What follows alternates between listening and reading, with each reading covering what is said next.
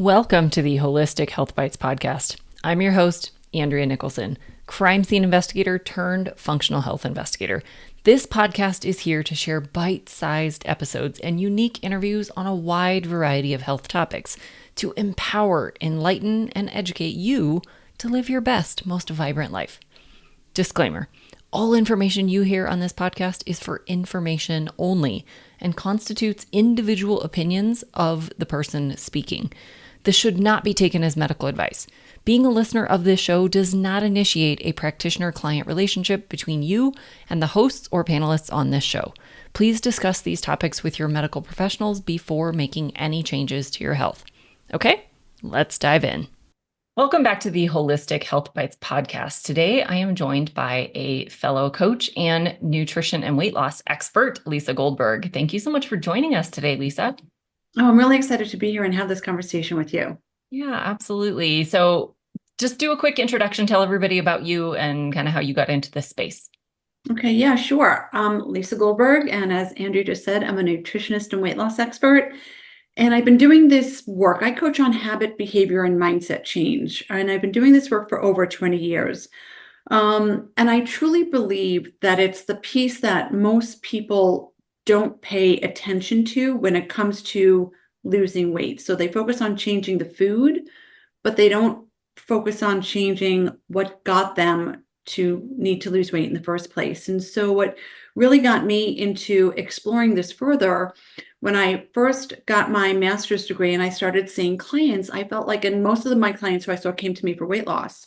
And so towards the end of, our conversation and our consultation, I felt like everybody was asking me the same question. And that question was, what can I have after dinner?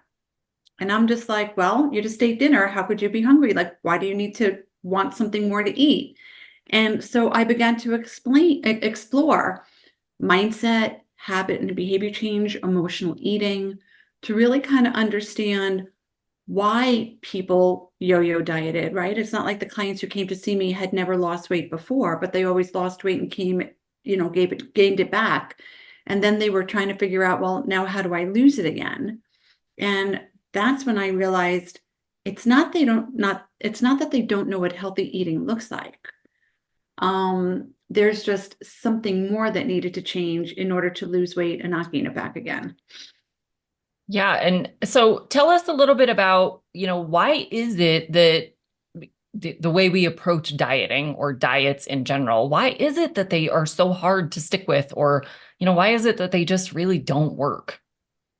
Well, I kind of really believe that from the time people learned about dieting, right? Especially, 20, 30, 40 years ago, to go on a diet was to cut something out, right? We were all taught to cut out the sweets, to cut out the carbs, to cut out the wine. It was all about what we shouldn't be eating, which once you cut those things out, what you really have is a reduced calorie or a very low fat, low calorie diet. So anybody who reduces their fat and reduces their calories is going to lose weight. But nobody actually was exploring, well, what got me to be overweight to begin with? And what's a realistic way to lose weight? Because it's not realistic to never eat those foods again. I mean, some people might, but it's not what the majority of the population can live with, to never have bread, to never have a cookie. And nobody really explored their emotional relationship with food. And I think any diet that you go on, you'll lose the weight. But if it's not in a sustainable way, the weight will never stay off. And you also need to explore, well, what caused me? Because there's a cause and effect. We're eating too much food. We're eating when we're not hungry is a big part of why people gain weight, right? There are people, I don't want to take this away, metabolically, right? Some people do have some metabolic things that need to be addressed. But for most people, it's overconsumption and eating when you're not hungry. Does that make sense? Yeah. And so what do you think is behind that? Is it purely just a mindset thing? Is it a misunderstanding of what foods really are? Like, what is it that's driving the overconsumption?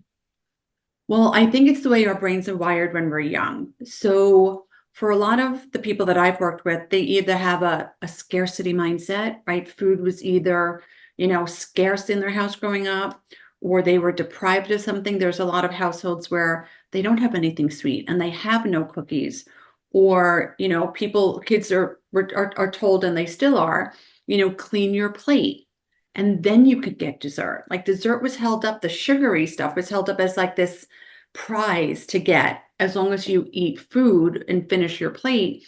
But when kids are taught to clean their plate, they're taught to overfeed their bodies, right? So now your brain has this habit and it recognizes being really full or overstuffed as when you're done. And you're also taught the message is now there's this prize, it's a reward at the end of that meal for over consuming. And there's all these messages, and for the household where there was foods that were restricted, and then that child went to a friend's house and overate the food there.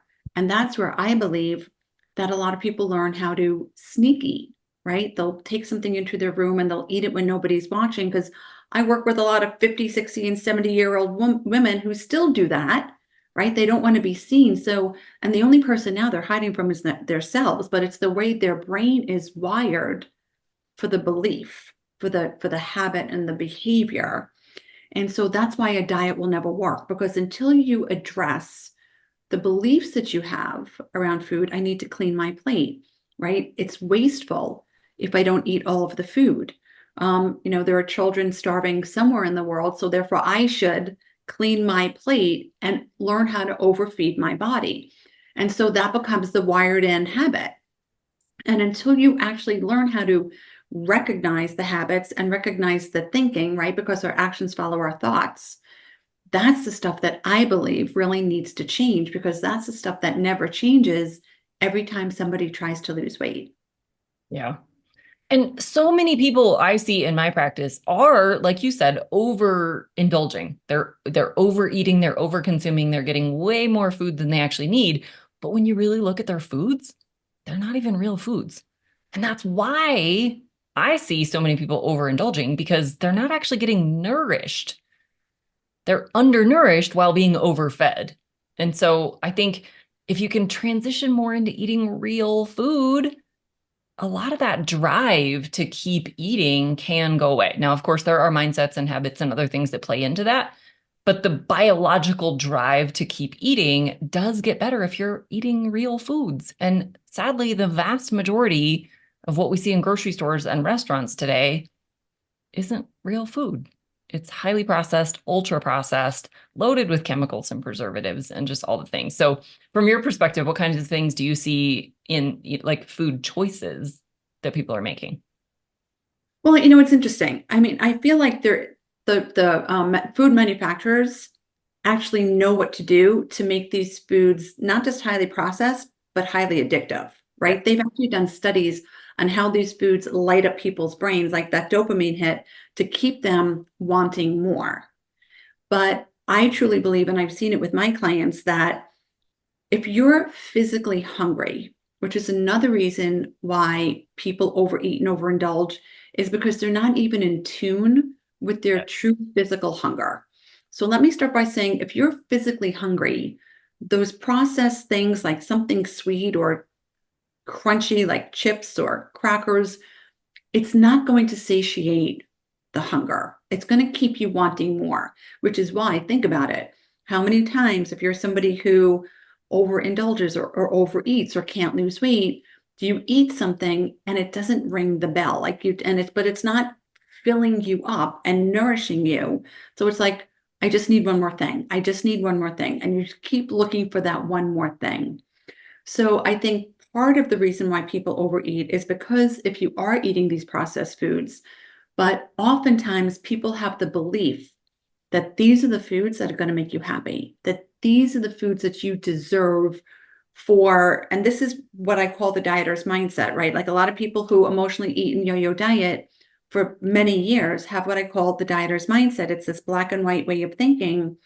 So you feed yourself well in the earlier part of the day.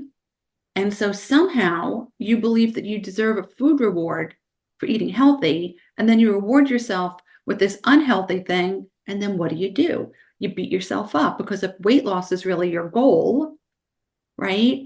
You're upset with yourself. Why did I do that? I was healthy all day. But if you think about it, your dieter's mindset, your way of thinking is wired to believe that you deserve the reward. Hence, there's the habit, the behavior, the pattern.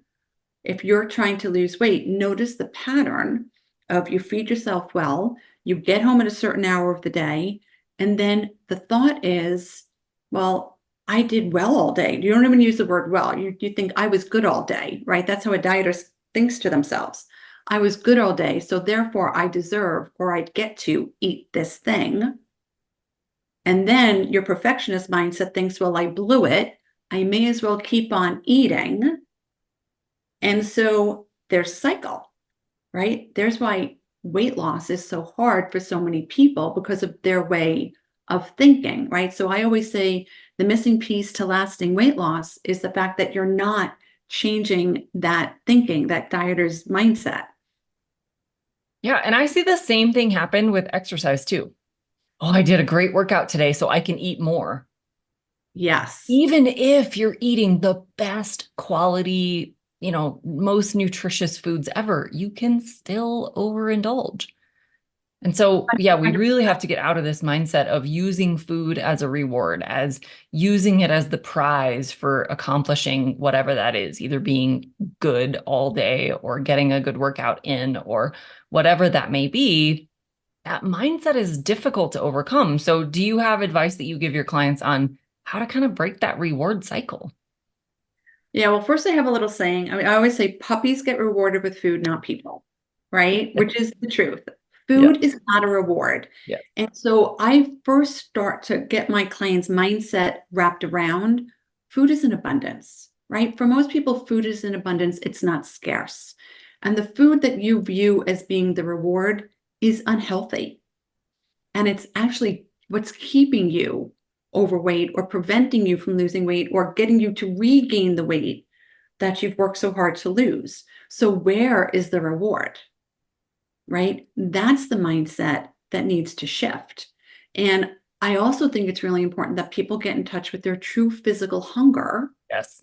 Big one. because, right? So if you have an amazing workout, you don't want to replace those calories you're not physically hungry for, just because you did a workout. So, but I think a lot of it is misinformation that, you have to be. I also, in addition to being a nutritionist, I spent 20 years as a personal trainer.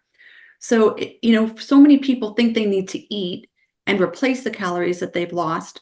But unless you're working out for 90 minutes or more, you don't really need to, eat like a ton of protein and carbohydrates after your workout. If you're doing like a 40-minute spin class or, getting on the treadmill for a half an hour, right? That's just misinformation that I want people to know about. If you're a triathlete or if you're somebody who's working out for 2 hours a day, well, then maybe yes, depending upon what your workout is. But there's the mindset of overfeeding and noticing when you're eating, when you're not hungry. And what I do for my clients for the mindset is I get them to tap into, am I hungry? Notice the words that you're using. If you're saying something like, I think I feel like, or I'm in the mood for, it tells me you are not hungry. And so notice the words that you're using and what you're thinking, because a lot of people think about eating and they feed that, but it's Yeah. not full hunger. Yeah. And I would say if you're craving something specific, that's a craving. That's an emotional drive. Yeah. But if you're like, no, I could sit down and eat a full, like meat, vegetables, like full meal, even if it's a small meal, if I would eat a plate of regular meal food, then you probably are physically hungry. But if you're like, oh, I really want that protein shake, or I really want that apple and peanut butter, or I really like, if you have a specific thing and you would say no to pretty much everything else, that's emotion for sure. Or it's habit, Yeah, right? absolutely. Out of habit. Think about it. It's the time of day. right? Yep. I call it the bewitching hour between like that 3 to 5 p.m., like after lunch before dinner, right? The I think I feel like. So notice the words, because I think when people are hungry, it's more of a declaration. Yeah. I'm hungry. We feel physical hunger in our bodies. And so a lot of the work is to pay attention and or get reacquainted because so many people graze or eat all day long that they don't even know what physical hunger feels like anymore. And you can create those physical sensations in your body just because of your routines. I used to be that way when I ate every 2 to 3 hours from 5 a.m. until 8 p.m. I could tell you what time of day it was based on my body's signals telling me I was hungry. But I didn't actually need nourishment 18 times a day.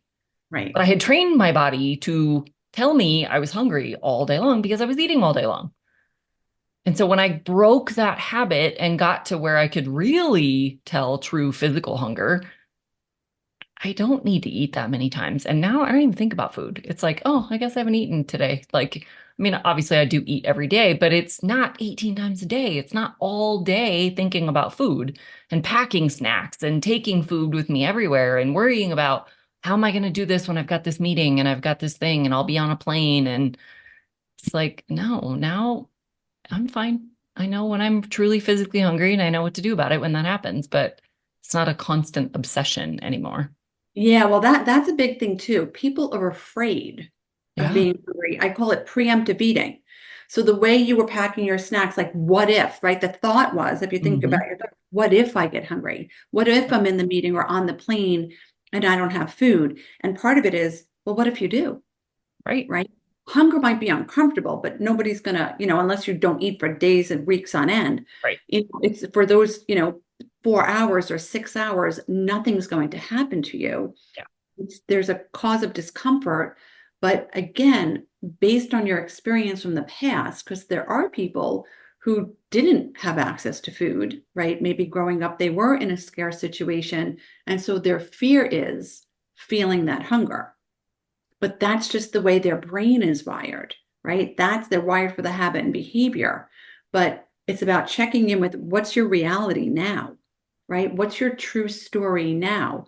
Are you still in that situation that you might have been when you were growing up? Or do you have access being, an adult that you can access food? But it's like this logical thinking that needs to take over as opposed to what I refer to as your rabbit hole voice, the old wired in thinking that gets you to believe that you're hungry or something bad is going to happen if you feel the hunger or you don't eat for a certain period of time. Yeah. And I think sadly, there's a lot in the health space that will tell you you need to be eating every 2 hours. That's still a really common message from personal trainers and some nutritionists and dietitians, lots of doctors, lots of magazines, lots of social media influencers will tell you that that's the best thing you can do for your metabolism. But can you explain a little bit about why that isn't necessarily the right thing to do? Well, I don't think it's necessarily the right thing to do. And I understand the thinking, like you keep giving a little bit of fuel because when we eat that first meal of the day, because I'm a big believer in eating something for breakfast, whether it's at 7 o'clock in the morning or 10 o'clock in the morning, depending upon what time your day starts, it's when we eat and when we're digesting, our metabolism start to kick in to digest that food. So I understand the theory of feeding your body all day long, but there that tends to be overfeeding because most people don't know what 100 to 200 calories look like if you're going to feed yourself so many times a day. But it also gets you out of touch with your true physical sensations. It also creates a fear-based mentality, I think, about being hungry.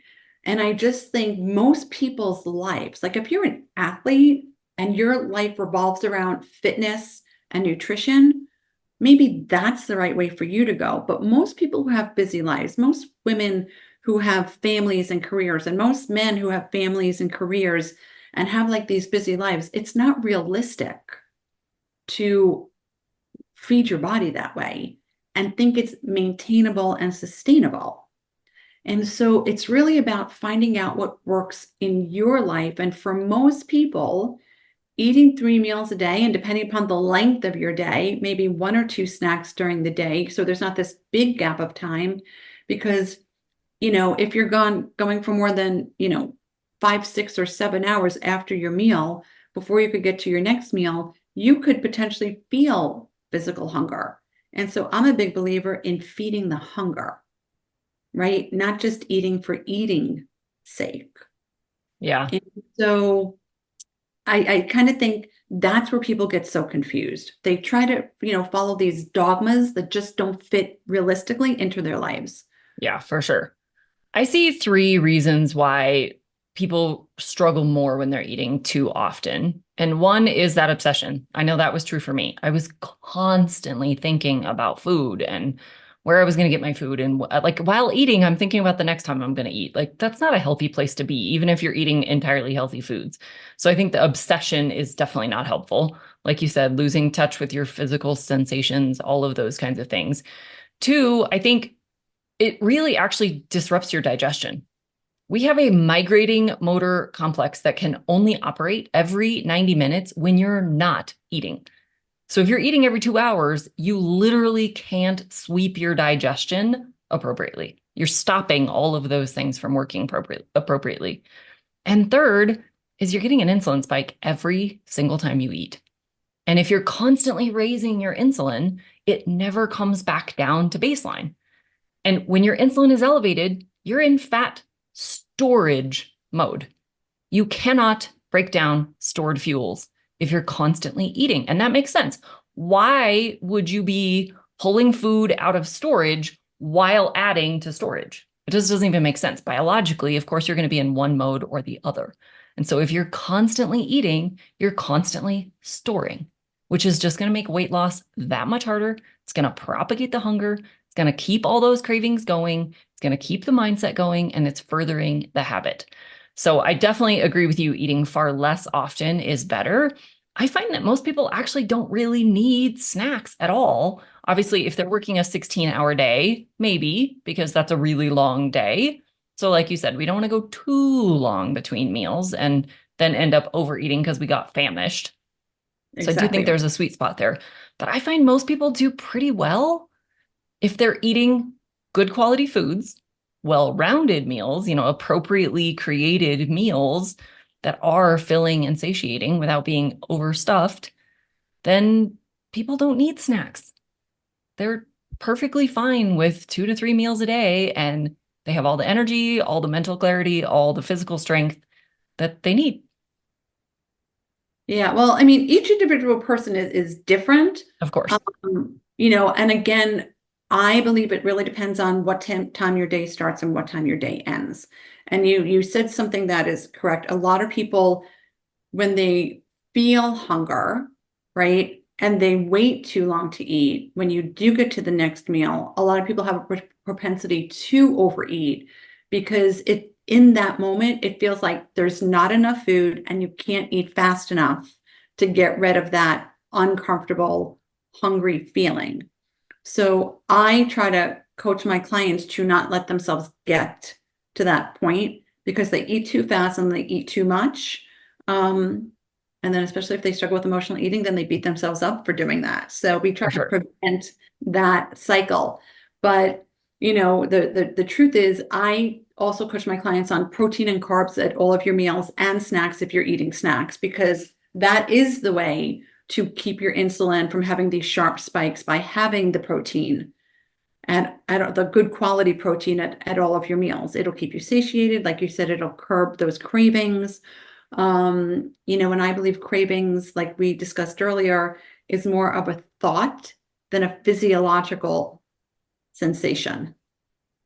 Yeah, for sure. I think so much of our habits and routines and the way we approach food, exercise, lifestyle, all the things is really what's going on in our brains. It's Yes. it's really all the emotional things and all the past stories and all of the beliefs about what we have to do to be whatever it is that we're desiring to be. And so much of it is really a brain game. It's not a physical sensation issue. It's really more of a mindset thing for sure. Yeah, it actually is a brain game. It's like 100% a brain game, to be quite honest, because it's the process to change any habits and behaviors is about changing your brain, changing the way you think, right? Because our thoughts create our actions, right? So whatever we think, we do. That's saying whatever what you think you become, right? And whatever you say to yourself the most is what becomes your belief, right? So for anybody who thinks, I can't lose weight, I'll never be able to lose weight, it's too hard to lose weight, well, that's what you're going to get more of, because you keep telling that to yourself. It's what you actually believe to be true. So then your actions form into backing up your beliefs, Yeah. right? So it's all about your brain. It starts with how we think, um, is how we do everything. Yeah. It's also what we spend our time doing, who we spend our time with, what we spend our time thinking about. We become like the five people we spend the most time with. And I would add into that, it's not just the people you spend the most time with in person, but who are you listening to? What are you watching? All of these things. If you're constantly surrounded by people who go to fast food every day, people who go to happy hours frequently, people who, you know, don't work out or don't sleep appropriately, or like if you're around all of these influences and you're watching negative things on TV and you're watching, just all these things, if you're watching and listening to things, they're making an influence on you as well. So really pay attention to all of those influences in your life, in addition to the stories you're telling yourself. Yeah.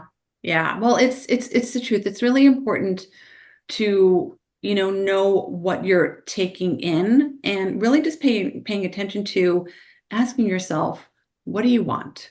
How do you want to feel? What kind of energy do you want to have? Right? What kind of life do you want to live? Right? How do you want to look and feel when you see yourself in the mirror? Right? And then you've got to actually take the action steps, because we could want all of these things that we want. But if we're not actually doing and being in action to get what we say we want, we're just always going to be wishing for these things, Yeah. right? It's about the doing part, not just for anybody who says, I should be, or I know I have to, Yeah. that just keeps you where you are. Yeah. And I think another thing is we also don't need to jump to the end point day one. It is actually way easier, way more sustainable, and more likely to actually be successful if you transition slowly. If you're someone who doesn't work out now, who eats nothing but fast food now, who like has all of the boxes checked that we don't want checked, it's not going to work for you to join a gym, start eating nothing but salads all day long, go to bed at 10 p.m., to just 180, 100% of your life. That's a recipe for immediate disaster.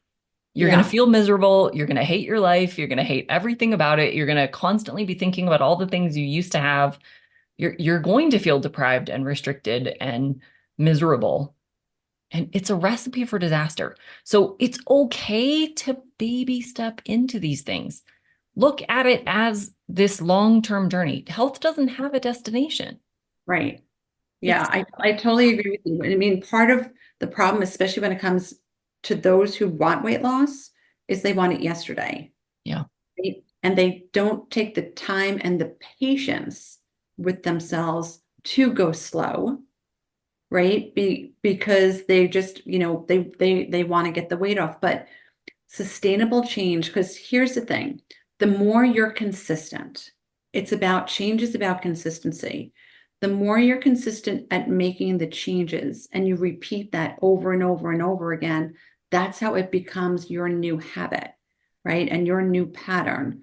So it's better to go slow, but be consistent and change what you could change. And just remember, change is hard, and your brain, it's easier for your brain to think the old way than to think in the new way, which is why people don't stay consistent long enough when it comes to weight loss.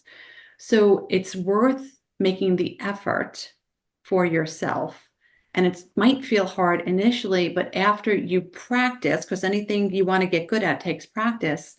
Once you're consistent and you're practicing and you're getting better, it's because your brain is actually changing its wiring. So be kind and patient with yourself on this journey. Yeah. And it may feel like if you're taking small enough steps, it may feel like you're not making any progress at all. And so that again comes back to the mindset that you have to pay attention to the behaviors, not the outcomes. Because if you're making a baby step, maybe you switch from regular to diet soda, like that's a baby step. That's fine. You might not feel overnight, you might not feel anything different. You might not lose any weight from making that one decision, but you're still making a decision. You're making progress. And so you also have to keep that outcome in a reality. Like focus more on the behaviors than the outcomes. And I think you'll find that you're far more successful in that mentality of paying attention to, man, I was able to give up that thing and I started doing this thing. And when you start paying attention to all the behaviors that you've changed, that's where real success comes in. Not, oh, I lost 50 pounds or I lost 30 pounds. That's great. That's a side effect of all of the behaviors that you've changed. Right. I couldn't agree with you more. I couldn't agree with you more. That's really where the focus needs to be, Yeah. right? Because with every good new decision, they accumulate, and that's how the change happens. That's how Yep. the outcome happens. Yep. I love it. So if people want to learn more about you, what is the best way to reach out to you? The best way to find me is, well, you can reach out to me at lisagoldbergnutrition.com. And you can also check out my website, lisagoldbergnutrition.com, where I have a free mini course and I have a bunch of free resources that you could download and either, some PDFs, some things to listen to, some things to watch, and they're all free at lisagoldbergnutrition.com. I love it. Thank you so much for sharing your wisdom with us today. It's always so nice talking about healthy habits and routines and strategies, where people go wrong, where people can go right, and how they can make it really super simple. So thank you so much for sharing all of your information. And for everyone out there listening, be well and thrive, and we'll catch you on future episodes. Did you know I also work one-on-one with clients? I approach solving health challenges like I approached solving crimes, by conducting a thorough investigation into your case. Sadly, hundreds of millions of people in the US have insulin resistance, prediabetes, and diabetes, and the vast majority have no idea. I'm here to fix that. If you struggle with low energy, stubborn weight, hypertension, sleep disturbances, or any other undesired symptoms, let's talk. All you have to do is schedule a free call. The link will be in the show notes. And no, you do not need to live near me.